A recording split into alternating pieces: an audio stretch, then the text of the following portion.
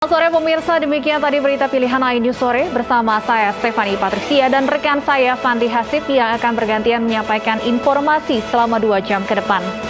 Fandi, ada informasi apa saja segmen awal iNews Sore hari ini? Selamat sore Stefani dan juga pemirsa, kita akan awali iNews Sore hari ini dengan informasi kebakaran yang menghanguskan puluhan lapak pedagang dekat Pasar Buncit, Mampang, Jakarta Selatan dini hari tadi. 3 orang meninggal dunia akibat kebakaran ini.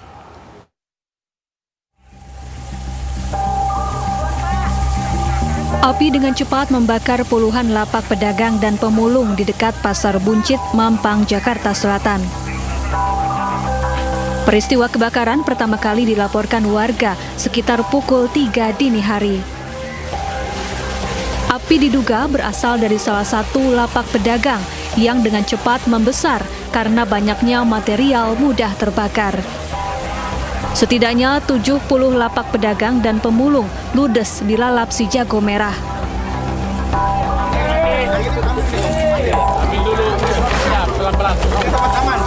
Setelah berjibaku selama kurang lebih 3 jam, kebakaran akhirnya berhasil dipadamkan. Usai proses pemadaman, petugas menemukan 3 korban tewas di lokasi. Ketiga korban merupakan satu keluarga, terdiri dari suami, istri, dan anak. Diduga ketiganya meninggal dunia karena terjebak kobaran api dan asap tebal. Pada saat kebakaran ini memang ada korban sebanyak 3 orang, satu keluarga yang tertangkap api. Dan lokasi ini adalah merupakan lokasi daripada lapak-lapak pemulung ya. Jenazah korban dibawa ke Rumah Sakit Polri Kramat Jati, Jakarta Timur untuk diidentifikasi. Petugas masih menyelidiki penyebab kebakaran. Dugaan sementara, api berasal dari hubungan pendek arus listrik. Dari Jakarta, Den Helmi Sajangbati, iNews melaporkan. Selain menewaskan 3 orang, kebakaran lapak yang terjadi di kawasan Pasar Buncit, Kemang Utara, Jakarta Selatan juga membuat ratusan orang mengungsi. 300 jiwa menjadi korban terdampak kebakaran.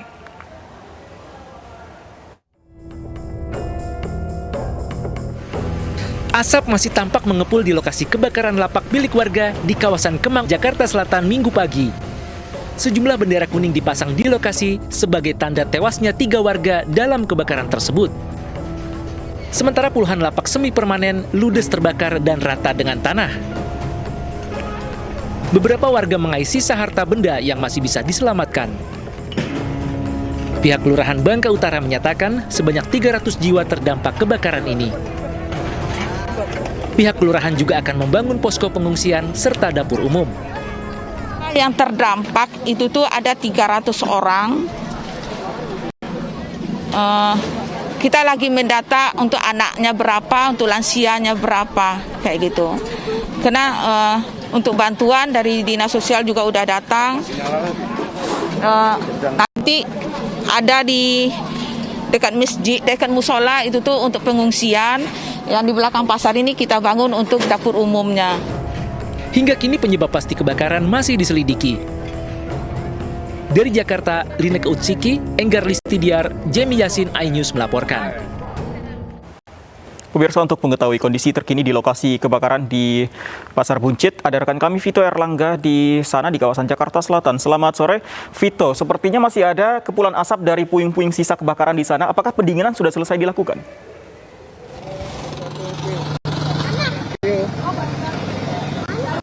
Ya, selamat sore Fandi dan pemirsa, dapat kami laporkan memang betul seperti yang Anda lihat di layar kaca Anda bahwa tepat di belakang saya nampaknya asap memang masih mengepul di salah satu titik. Dan untuk aktivitas terkini pasca kebakaran saat ini sejumlah warga dan petugas ini tengah melakukan evakuasi puing-puing sisa kebakaran. Selain itu juga sejumlah petugas kepolisian ini sudah memasang garis kepolisian di salah satu titik yang memang diduga menjadi salah satu sebab dari kebakaran yang melanda sekitar puluhan lapak di tempat ini. Dan seperti yang Anda lihat saat ini sejumlah warga warga juga nampak melakukan aktivitas mengais-ngais sisa harta benda yang masih bisa diselamatkan.